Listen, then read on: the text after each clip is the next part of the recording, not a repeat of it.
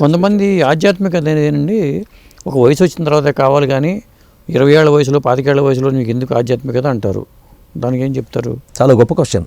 ఎందుకు అంటే నేను ఈరోజు తినాలన్నా 25 ఏళ్ళ తర్వాత తినాలన్నా అంటే రోజు తినాలి లేకుంటే బతకలేము అని అంటారు. మనిషి యాటిట్యూడు, కన్నడలో ఒక రూల్ ఉంది, బెళగువ కుడి మొలకేయల్లే అని, పెరిగే చెట్టు మొలకలోనే తెలుస్తుంది దాని లక్షణము అని ఓకే ఉంది. అటువంటిది వీడు చిన్నప్పటి నుంచి ప్రాక్టీస్ చేయించకుండా ఉంటే అప్పుడు సడన్గా దీనిలోకి వస్తాడని ఏం guarantee? So positive habits have to be created from your childhood. Okay, చిన్నప్పటి నుంచి నేర్పిస్తే కనీసం ఐడియా అయినా ఉంటుంది. లేకుంటే నాకు రెలవెంట్ కాదు. మా ఫ్యామిలీస్లోనే చాలామంది దేవుణ్ణి నమ్మని వాళ్ళు ఉన్నారు, ఓకే, ఏ ఆచారాలని పాటించకుండా ఉండేవాళ్ళు ఉన్నారు. వాళ్ళందరూ మానిటర్లీ సక్సెస్ఫుల్.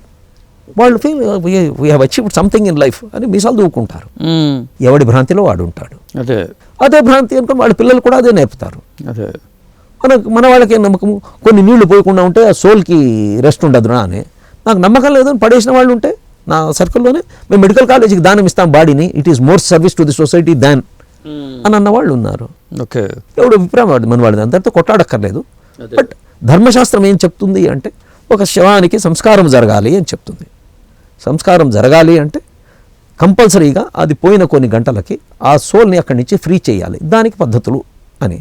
నేను నమ్మను అంటే బండ పైకి ఎత్తాయి, గ్రావిటేషన్ రూల్లో నేను నమ్మను అను, అది నెత్తిన పడకుంటే అప్పుడు చెప్పు అని అంటాం. అది ఫూలిష్నెస్ అంటారు. ఇది కూడా అదే పద్ధతిలో ఫూలిష్నెస్. కాదంటే ఎవడి నమ్మకాలు వాడికి అని మనం వాళ్ళకి ఒక యాటిట్యూడ్, ఎందుకులే మనం అనుసారంగా కెలికి బురద మీద రాయేసి ఇట్లాంటివి నీతులు చెప్తారు. ఎక్కడ కరెక్షన్ అవసరమో అక్కడ కరెక్షన్ చేయడం ధర్మం. అందుకని గురుగారు లాంటి వాళ్ళు వచ్చారు, చేస్తున్నారు, ఇంకా చేసేవాళ్ళు చాలామంది, అటువంటి గురువుగారు చాలామంది ఉన్నారు ప్రపంచానికి మంచి చేసేందుకు వచ్చి. అందుకని వాళ్ళని అవతారాలు ఉంటాం. మనం కూడా వాళ్ళు దీనికి కొంచెం కృష్ణుడు గోవర్ధన్ గిరిని ఇస్తే బొమ్మలు చూడొచ్చు, పక్కన కర్ర పెట్టి ఆపిచ్చినాడు, అయ్యో పాపం స్వామి వేరు నొప్పి నేను కూడా సపోర్ట్ ఇస్తాను. అలా మనం కూడా చిన్న చిన్న సర్వీస్ చేస్తే మనకు మంచిది, ప్రపంచానికి మంచిది.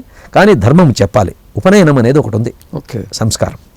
ఉపనయనంలో వీడికి ఫస్ట్ చెప్పేది ఏంటి అంటే వాడి చేతికి ఒక పలాశ దండం ఇస్తాం. అంటే రావి కర్ర కొన్ని ఆకులతో ఉంటుంది, అది పట్టుకుని వాడు పూజారి మంత్రం చెప్తాడు. అశ్మాభవ అంటే వీడు బాఢం అంటారు, పరశుర్భవ అంటే బాఢం అంటారు. అంటే వాడికి అర్థము తెలీదు, చెప్పేవాడికి తెలీదు, వినేవాడికి తెలీదు, వాడు చెప్పమంటాడు, వీడు అంటూ ఉంటాడు. ప్రాసెస్ని కరెక్ట్గా చూస్తే అశ్మాభవ, అశ్మ అంటే దండం, కర్ర. ఎక్కడైతే అన్యాయం కనపడుతుందో అక్కడ దాన్ని పగలగొట్టు అనేందుకు అశ్మాభవ అంటాం. పరశుర్భవ ఎక్కడైతే నెగటివ్ ఉంటాయో వాటిని ఖండించు అని చెప్పేందుకు పరశుర్భవ అంటారు. లేకపోతే వీడు గడ్డగొట్టలు కావాల్సిన అవసరం ఉంది, వీడు దండం కావాల్సిన అవసరం ఏముంది? అవును, బాఢం అంటే ఒప్పుకుంటున్నాను అని అర్థం. వాడి చెప్పేది వాడికి తెలీదు, వీడు ఒప్పుకునేవాడికి తెలియదు. కానీ మన ప్రొసీజర్స్లోనే ఇవన్నీ ఏర్పాటు చేసి ఉన్నారు. ధర్మరక్షణ ప్రతి ఒక్కరి కర్తవ్యము, దాన్ని చేయించాలి. తెలియజెప్పే వాళ్ళు లేరు కాబట్టి, మన పేరెంట్స్ జనరేషన్లోనే చాలామంది చెప్పగలిగిన వాళ్ళు లేరు కాబట్టి ఉన్నవాళ్ళు అదృష్టవంతులు. వాళ్ళకు మన శాస్త్రాన్ని ఇంకా కాపాడాలి. ఎప్పటి వరకు కాపాడబడాలనో భగవంతుడికి తెలుసు. ఎప్పుడు సడన్గా బయటికి తీయాలనో అప్పుడు నెగటివ్ ఎలిమెంట్స్ అన్నింటినీ ఆయన తీసేస్తారు. ఆయన తీసేస్తే ప్రళయం అంటాం, మనం తీసేస్తే కరెక్షన్ అంటాం, అంతే తేడా.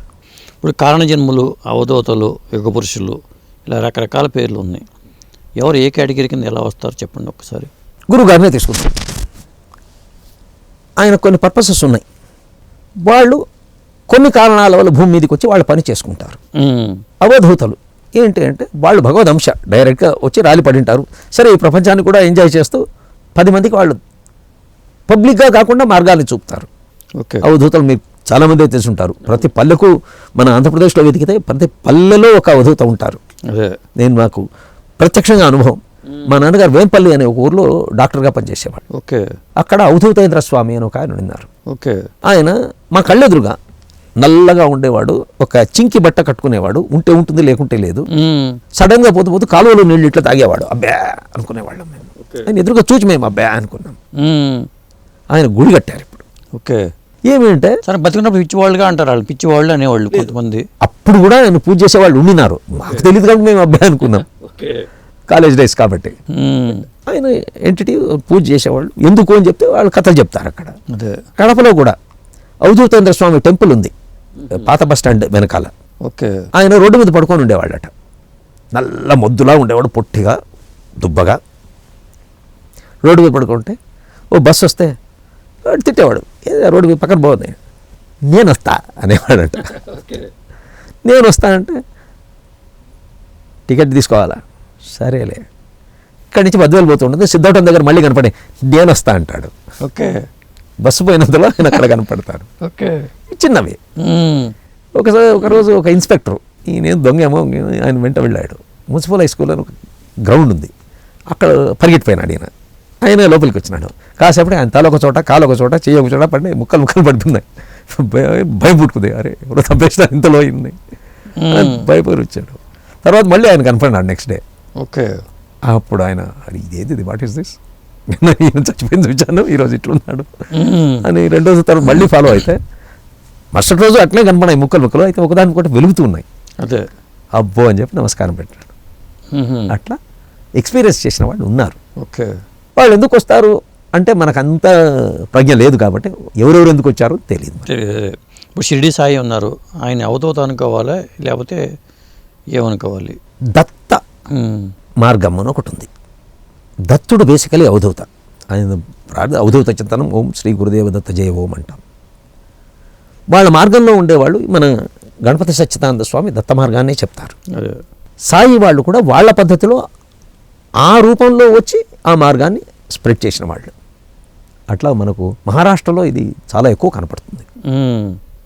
గాణగాపూర్ కానీ షేగావ్ కానీ ప్రతి ఒక్క చోట అవతారాలు, దత్తావతారాలు వచ్చి ప్రజల్ని లీడ్ చేసిన ఎగ్జాంపుల్స్ ఉన్నాయి. అక్కడ వాళ్ళని లీడ్ చేశారు.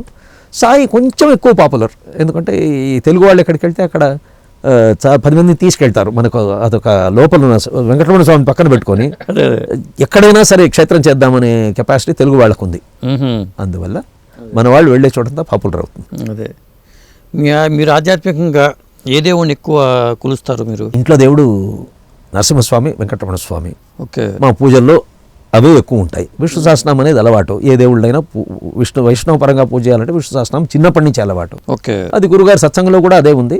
We do that. అంటే మీ పూర్వీకులంతా ఎక్కడ వాళ్ళు అండి? అసలు పూర్వీకులంతా కుంభకోణము అని అంటారు, కానీ మా తాతగారి తాత లక్ష్మీపాళెం అని బద్వేల్ దగ్గర అక్కడ సెటిల్ అయ్యారు. పేరు, ఇంటి పేరు, పూర్తి పేరండి? కర్ణమడకలే, కర్ణమడకల మా ఇంటి పేరు. అది ఎందుకు వచ్చింది మాకు తెలియదు.